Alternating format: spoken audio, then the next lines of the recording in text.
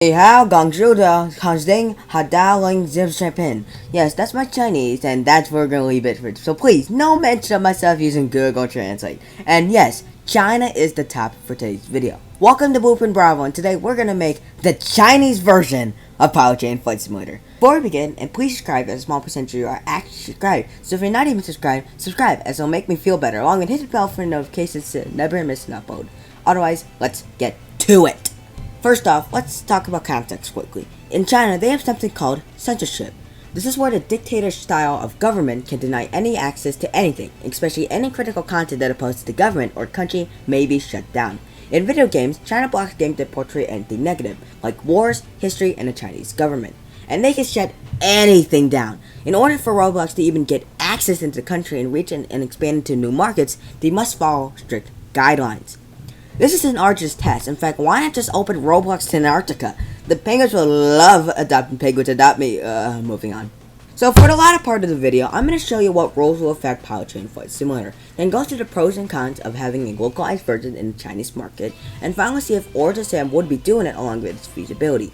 Got it? Let's roll. Alright, naughty kids, let's listen up. These are the rules by Roblox for user-generated content to be allowed on Roblox's China's website. We're just going to touch on the ones that I said, like earlier, that will affect PTFS and avoid things that have nothing in common. For example, no violence, profanity, or any bad stuff that will be mentioned as one.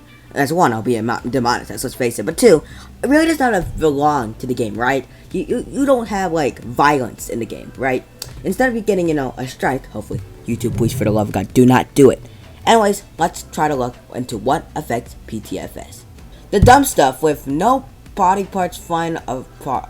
Oh, well. Anyways, minor ones. Starting off with no representations of skeletons, corpses, or zombies. Well, I feel bad for the pogger himself, Sadud. Yes, Sadud.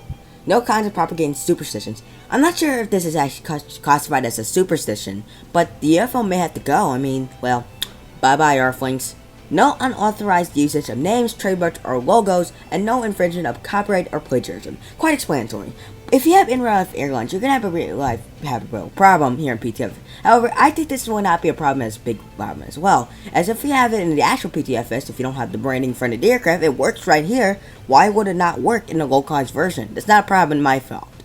Alright, that's it. We're gonna go to the big guns, like the pew pew pew pew, and that will affect the game and lead us to our pros and cons. No content that promotes militarism. This is huge, as almost half of PTFS aircraft catalog in the game is military based. Militarism is basically when a country has a strong military and uses it in a forceful manner. This does include the opposite side in the 40s, which I will not state for, YouTube guidelines, but if you know history, you know what I'm talking about. Aircraft like the A6M0, along with its Crash Fighter affiliated badge, and the Fokker DR1 will not be part of the rodeo. Is this a big deal to you guys? No, but it will affect Orange, which we'll get to back in just a bit with the comparing and contrasting. No references to social media sites and or offshore services that are prohibited or otherwise blocked in China, including Twitter, Facebook, YouTube, Discord, and Twitch. Now, this does not affect any in-game features or any gameplay like that, but it affects the community. We'll go figure that out right now. Alright, you heard what it affects. Now we're gonna look at the pros and cons, the compare and the contrast, and the apple and the orange, before you think I'm actually a cop, the person who's picking a line, so the pros. With our first pro, the expansion into a new market. Giving 1.3 billion people to possibly play a game is big. Only that, China is a big aviation sector, and it's still growing. Think about it, that big. What's better in a big sector by filling in? Lots more profit. Pro 2. That's it.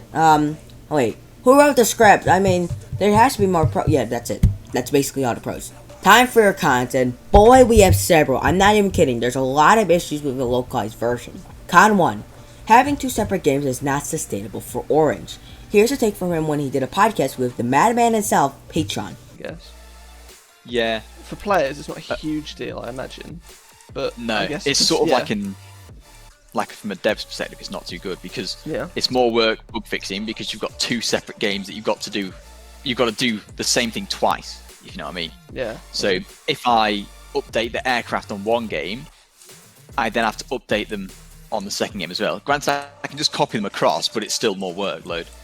As you can see, Orange is not interested in making a new game. Does it split the fan base? Well, no, because it's only for the Chinese market. But a new game like, let's say, the recent Coast Guard update. Usually, Orange would take the test server and transfer all of its assets to the main game. However, you can't technically do that with the Chinese version. It has different text, of course, because you have to be in China, in Mandarin.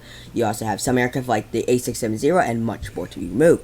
You basically have to restart the entire process over and over and over when you have a brand new update. Either you have a very outdated version of PTFS, or you have to keep on updating it and keep on removing features and redoing everything. Con number 2, profit? Heck, that's not even possible in the Chinese market. As of June 2021, China's GDP per capita is 10,261 USD, or the one person who's living in China using a VPN, where Zhang Genghu, Shanghang, Songxi, Ziwang, Liang, Ban, Langxin, Meian. Compare that to the States, with $65,297 as their capita GDP. If this is complex, I apologize, but it's basically the economy of a country divided by its population. That's how money talks. Con number 3, it's gonna take a while to work on.